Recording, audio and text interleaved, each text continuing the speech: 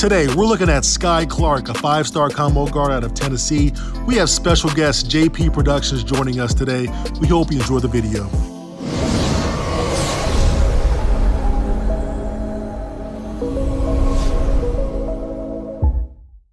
When little Skyy Clark was in the 6th grade, he was a smooth and aggressive guard with an advanced handle. He had a strong jump shot and was relentless attacking the paint. He's about 6'3", 200 pounds now. Nationally rated the number 14 player in the country via the 247 composite and the number 3 combo guard in the 2022 class. He's recently shortened his list of schools, and on October 22nd, he's choosing between Kentucky, Memphis, North Carolina, and UCLA. His player comp is going to be a bigger version of former North Carolina guard Joel Berry. Quick handles, quick to the bucket, dangerous shooters at multiple levels who are very good at mixing it up. Berry went to 2 Final Fours and has won a national title. We'll see what awaits Skyy Clark. And now we're gonna have my guy JP Productions go into depth and talk about Skyy Clark's shooting. I've had many requests on making the form breakdown on Skyy Clark. So I was like, alright, let's see what all the noise is about. Without further ado, be sure you hit that like button or I'ma find you, and subscribe if you are new.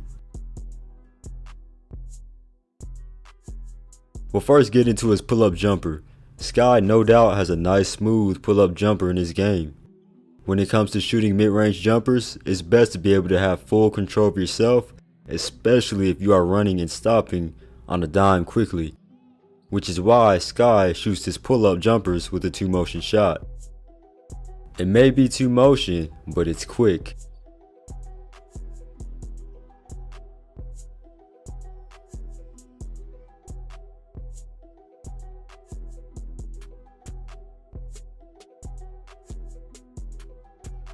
Notice how whenever he's getting into his shot, he's already in a low position as far as his posture.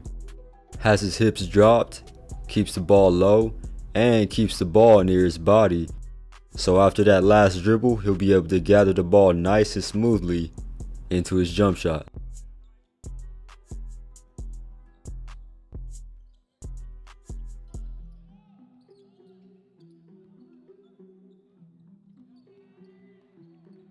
Next, we'll get into his shooting shot line. Now there's many myths on the shot line, and if you want to know more, I'll have a video link down below in the description. But Clark has a mid-line shot path or shot line, which means after gathering the ball in his shot pocket, the ball will transfer slightly through the middle of his body before getting released at his set point.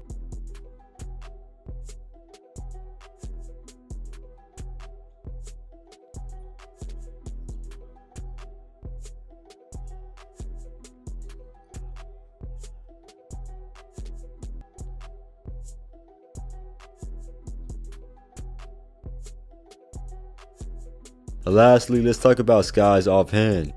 Clark has a nice and steady offhand which does its job. It helps have balance and gives the ball some holding support. Too many players tend to use their offhand for more power, but always ask why they always miss towards the sides or have any other crazy misses, and having a thumb flick would be your answer. It's best to keep your offhand nice and steady so that you'll have complete control on where the ball will go. Yo, thank you and shout out to JP Productions. Definitely go check out his channel for other shooting breakdowns. He's got over 20,000 YouTube subscribers for a reason. And I'm always gonna try to introduce you guys to other basketball pages that have unique content. After that shooting segment, it's only right we talk about Skyy Clark's ability to put the ball on the deck. Whether he's driving or pulling up off the dribble, he stays low, and in a fraction of a second, he either blows past or stops and pops before the defense can recover. My former teammate Rajon Rondo does this a lot.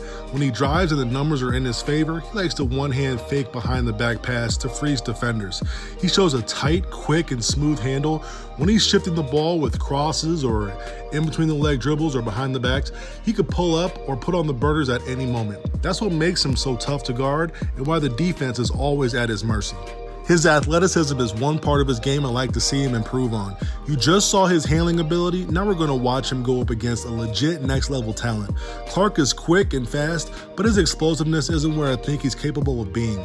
Yes, he could dunk, but he's a little low on his finishes. He's found ways to maneuver in the paint, changing speeds in order to keep defenders off balance and finish at the basket. I watched him go up against J.D. Davison, the most athletic and the #1 point guard in the 2021 class. Clark was going up against a lengthier, older player with elite explosiveness, and as you can see, he did okay at times having to navigate around the rim protection, but then you have where his lack of great explosiveness catches up and doesn't have the ability to counter some of the angles. If he can get to the point where he improves on his quick twitch and explosiveness, this will offer him the hang time and finishing ability to where these are points and not blocks. Here you see him get a little overwhelmed on defense. Added strength and explosiveness won't let him get back down and allow an uncontested lay-in. Overall, he's a tough and complete guard, and it's crazy because he still has plenty of room to grow. As he matures into a 6'3" body, I think he'll be even scarier than he already is. He's a tough shooter and a bucket getter. He recently announced he'll be playing with Mocan on the EYBL circuit, who has produced top-level guards recently, and I'm excited to see his growth as he develops within that program.